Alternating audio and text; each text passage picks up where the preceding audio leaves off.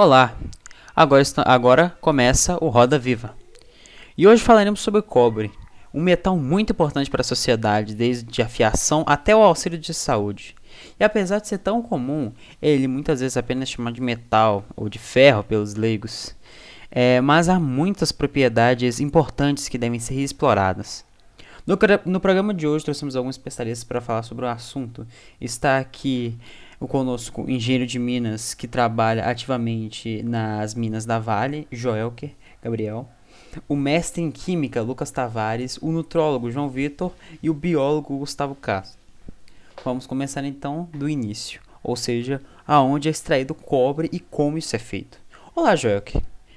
Primeiramente, o Brasil é um grande produtor de cobre? Olá, muito prazer estar aqui com vocês. O cobre no Brasil já foi mais explorado, mas ainda hoje há a presença de muitas minas do material, especialmente no Pará, que detém quase 70% da extração, seguido de Goiás e em menor escala lá na Bahia. São cerca de 111, 110 milhões de toneladas por ano. Mas quanto à extração em si, como ela é realizada? Bom, são muitas formas.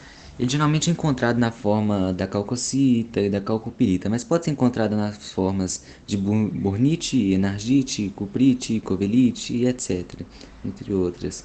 Mas a calcopirita e a calcocita são as principais, com cerca de 80 e 35% de produção e extração, respectivamente.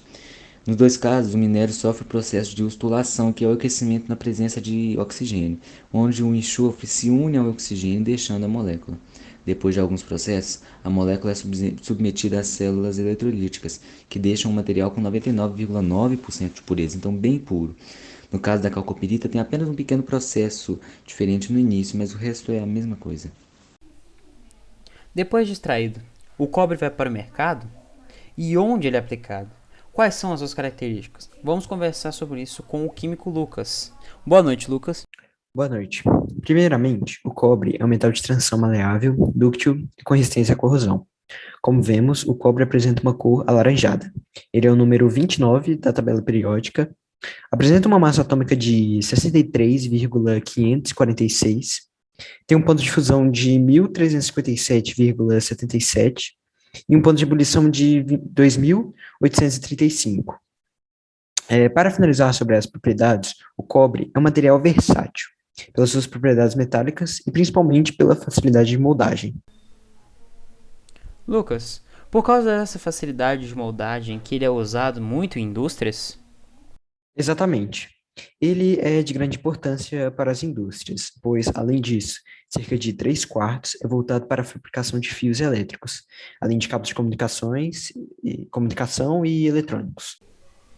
O cobre tem essas propriedades em grande escala no comércio, mas na saúde? Dr. João, fale um pouco sobre isso, sobre alguns dos benefícios do cobre para o nosso organismo. Bom, primeiramente, obrigado pela oportunidade de estar aqui, falando sobre esse assunto.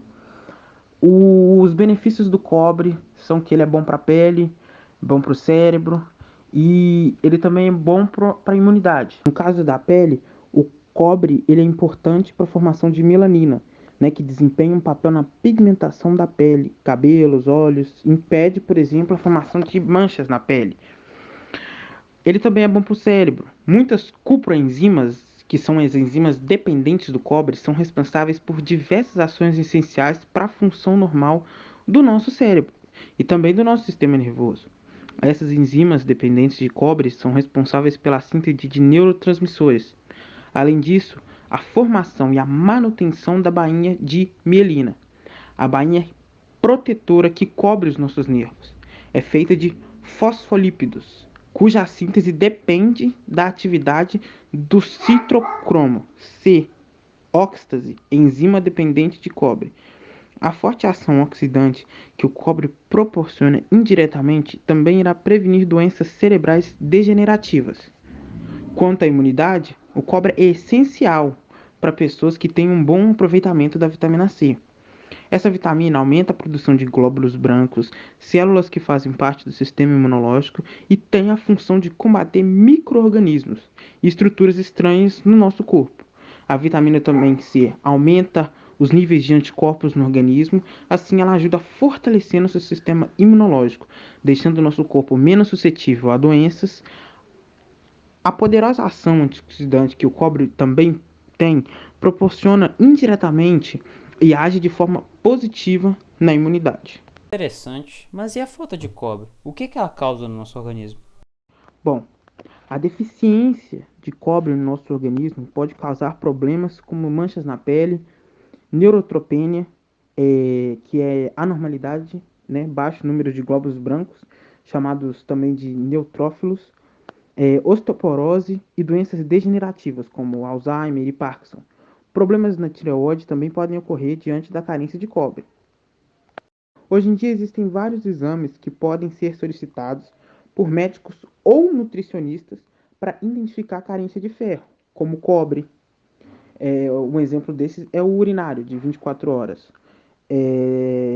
Dentre eles também tem o cobre total, cobre plasmático, não ligado à ceruloplasmina, cobre livre, cobre hepático, verificando assim a real necessidade do indivíduo desse mineral.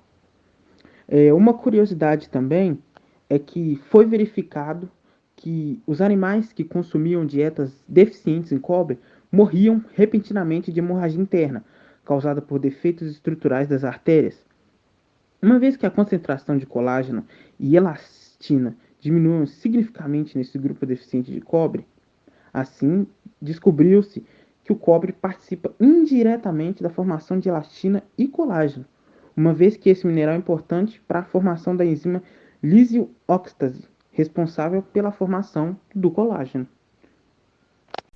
Esperamos que tenha sido informativa essa conversa para você, que você tenha aprendido sobre as utilidades e os benefícios do cobre na nossa sociedade. Muito obrigado e boa tarde ou boa noite.